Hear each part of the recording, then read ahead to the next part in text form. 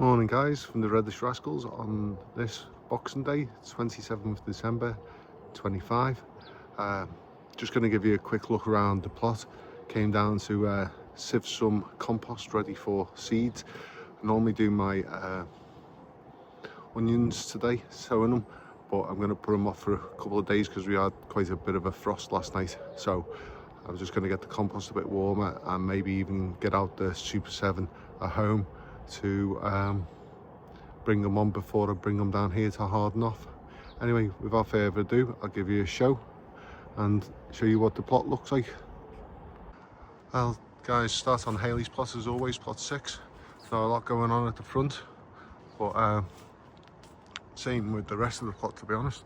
There's a few weeds to get out where the rhubarb crowns are. They need to have some top dressing of rough compost. Got the homemade compost in there, which I'll sieve for the potato buckets, and the coarser stuff I'll either get put back into the bottom of the compost bin, or it'll get spread out onto the rhubarb and the asparagus. As you can see, all the beds, they've got the I'll get in a bit closer so you can see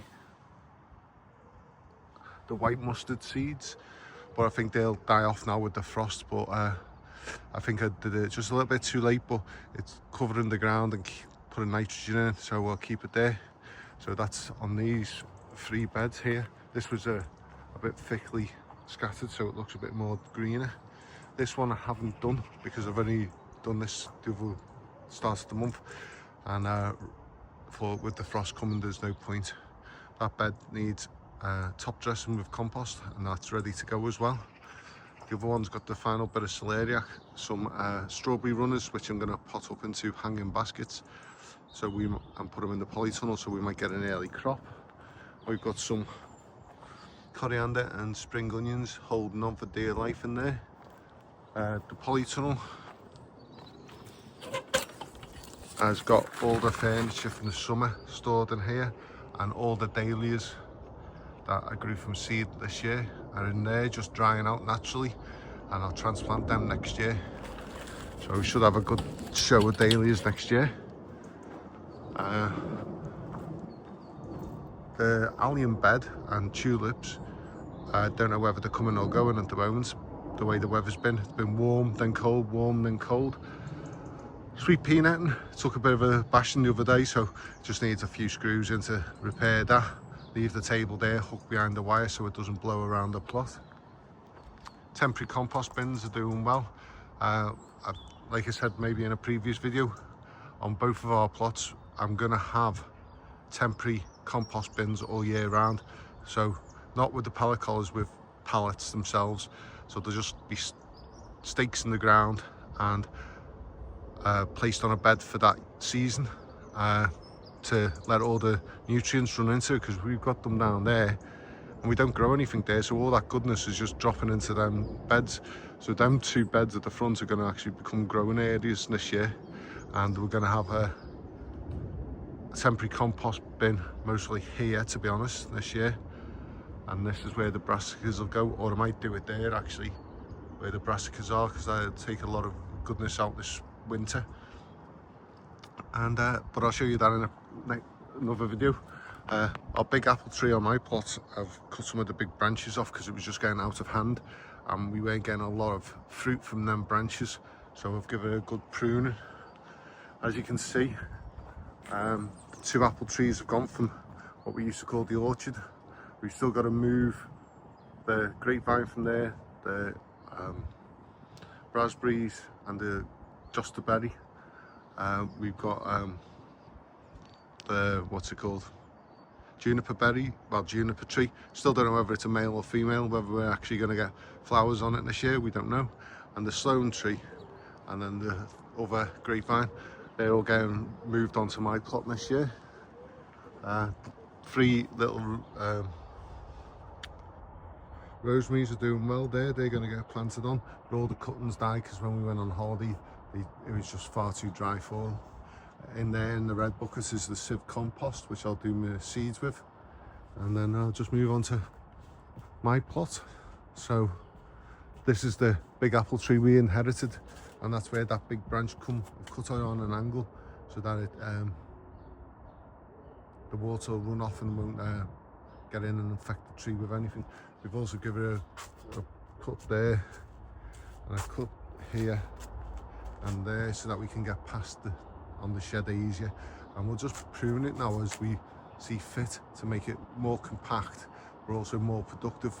We've got the grease trap there, so we'll put more grease on it this year to stop bugs getting into it and affecting the apples themselves.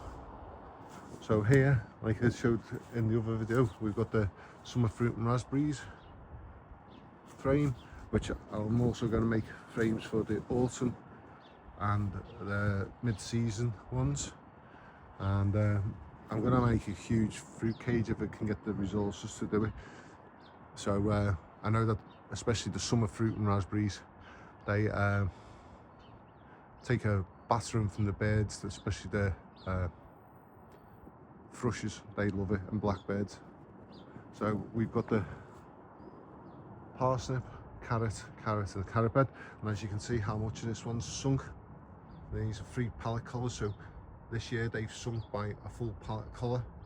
So this year I'm going to get more soil in to give it more density, and you'll have just the same compost put back in but more soil.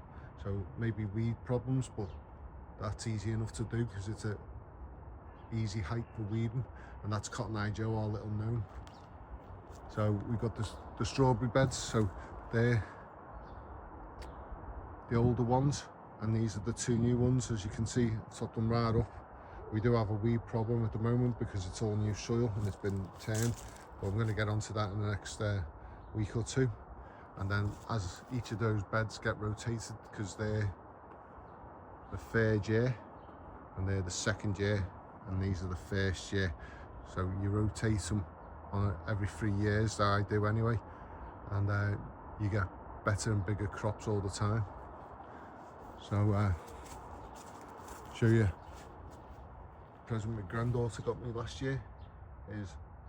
That's the Dale Pops, which is what I'm known as by her. So we've got 2 gooseberry bushes there which I'm donating to a plot neighbour, and these are the 3 new beds that I've made ready for the spring. We've got our garlic, which is coming up really good, even some of the elephant garlic. I don't know what variety Terry gave us, Terry King, but it isn't showing us yet, but some of them are later variety, so we're not too worried at the moment. As you can see, I've got this hole to dig for that tree, but that one was came out of the tub as I was trying to shift the tub, so it's been planted directly in the ground. I'm going to try and espalier this, so I'm going to try and form it this way, and same with that other branch, so that we get more fruit along the horizontals rather than verticals. And as you can see, because the way the weather is, it's a bit hard to sieve soil, and just need a good tidy up and weeding now. And this is the project for next year to get this side of the allotment completely done, which is going to be a task, but we'll do it because Haley's is virtually done at the moment, and then it's just seed planting and stuff, which I come down at silly o'clock when it's light, and then that's the view from the allotment. Hope this is something you'd like to see. Any comments, just put them in, even if it's just a love heart to say hi, and any comments I'll respond to as fast as I can. Any questions or that? Well, that's goodbye for the Reddish Rascals. I hope you have had a happy Christmas and you have a merry new year. Goodbye now.